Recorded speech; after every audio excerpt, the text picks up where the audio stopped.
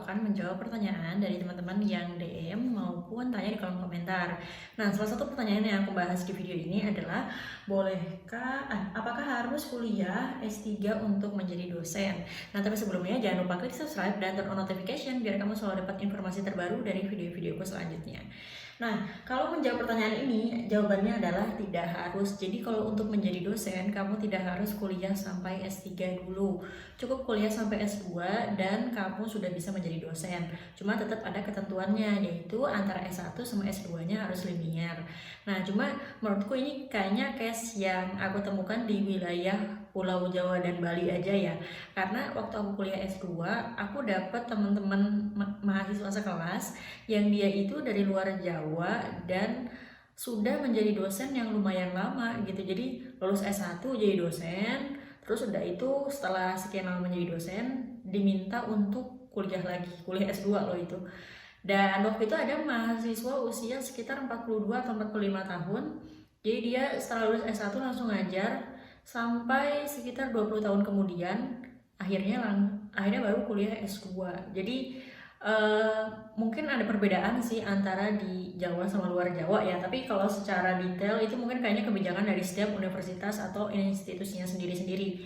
Nah, tapi sebenarnya standarnya yang ditetapkan oleh pemerintah adalah cukup lulus S1 dan S2 yang linear untuk menjadi dosen baik di PTN maupun di PTS. Nah, cuma kalau misalnya kamu pengen melanjutkan S3, terus juga kamu ada waktu, kamu ada kemampuan, ada biaya, dan juga ada beasiswa, silahkan lanjut S3 aja. Kenapa? Karena dengan kamu kuliah S3 dan kemudian lulus S3 di usia muda, maka peluang kamu untuk menjadi dosen jauh lebih besar. Itu yang pertama. Kemudian kalau misalnya kamu mendaftar CPNS untuk menjadi dosen, nanti ketika jadi CPNS, jabatan pertama kamu tuh langsung lebih tinggi dibandingkan kalau misalnya lulusannya S2. Gaji juga akan lebih besar kalau misalnya PNS dengan golongan yang lebih tinggi dibandingkan PNS dengan golongan yang lebih rendah.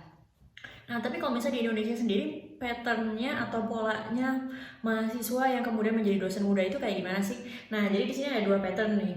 Dua-duanya diawali dengan lulus kuliah S1. Nah, jadi ada tipe pattern yang kuliah sendiri, ada juga yang tipe patternnya untuk yang PNS. Nah, kalau misalnya untuk yang kuliah sendiri, biasanya lulus S1 nih, terus udah itu dia berpikir, aku pengen jadi dosen nih, dia udah menentukan rencana karirnya pengen jadi dosen, habis itu nambah deh kuliah lagi 2 tahun untuk kuliah S2.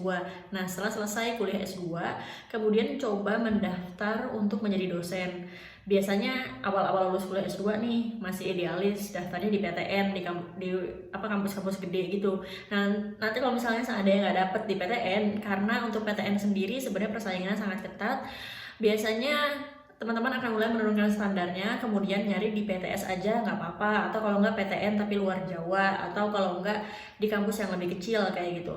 Nah, kemudian berkarir sekitar mungkin 2-5 tahun atau terserah lah berapa lama.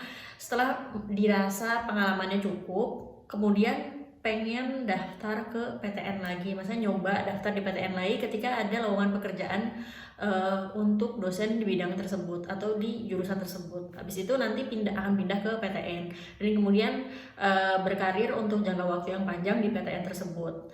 Nah, terus udah itu biasanya kalau udah di PTN ya, apalagi kayak PTN yang kampusnya besar, dari pihak kampusnya tuh kadang-kadang nih, bukan kadang-kadang sih, sebagian besar dosen-dosen ini akan disuruh untuk lanjut kuliah S3 lagi. Kalau dosen-dosen di UB ya, khususnya di FTP, biasanya mahasiswa yang baru aja lulus S1 terus udah itu lanjut S2 dan kemudian jadi dosen muda di usia 26-27 tahun kayak gitu. Kemudian berkarir sebagai dosen selama sekitar 5-10 tahun. Habis itu pasti nanti akan ada waktunya disuruh untuk lanjut kuliah S3 lagi. Dan ya udah, kalau misalnya mandiri ya berarti kamu nyari beasiswa sendiri, atau kalau enggak pakai dana sendiri misalnya, atau ada tugas belajar dari kampus. Cuma kalau misalnya dari kampus ya nggak dibiayai juga. Tetap aja kalau misalnya kamu bukan PNS, kamu jadi nyari beasiswa sendiri kayak gitu. Cuma nanti akan dibantu sama kampus kayak misalnya surat keterangan bekerja dan surat-surat lainnya. Tapi kalau misalnya nyari beasiswa ya nyari sendiri, tes TOEFL sendiri, tes IELTS juga tes sendiri kayak gitu. Dan untuk kampusnya di mana ya terserah kamu, bisa daftar di dalam negeri maupun luar negeri. Untuk dosen-dosen biasanya kadang daftar LPDP atau kalau enggak beasiswa Budi. Budi itu beasiswa untuk dosen Indonesia, singkatannya Budi.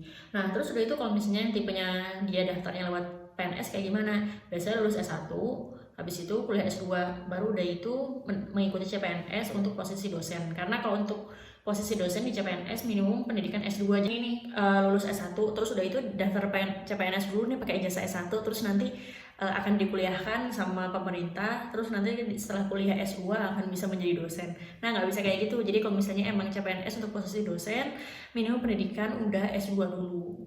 Kayak gitu. Nah, terus udah itu kalau udah posisinya CPNS dan menjadi ASN ya, biasanya lebih aman. Jadi untuk kuliah S3-nya nanti udah nggak bingung nyari beasiswa lagi karena akan dibiayai oleh pemerintah. Untuk lulus S2 langsung kerja, kenapa nggak S3 dulu? Menurutku alasannya adalah untuk mengamankan posisi atau secure position. Kenapa? Karena kalau misalnya kamu lulus S2, terus udah itu punya pengalaman kerja dulu menjadi dosen, untuk pindah ke PTN atau pindah ke kampus yang lebih besar itu akan lebih besar peluangnya dibandingkan kamu udah lulus S3, apalagi S3 di luar negeri kayak gitu. Terus udah itu kamu nggak punya pengalaman sama sekali dan mau mendaftar jadi dosen itu kayaknya agak sulit, karena antara lulus S2 ke S3 itu S3 aja normalnya 3-4 tahun ya.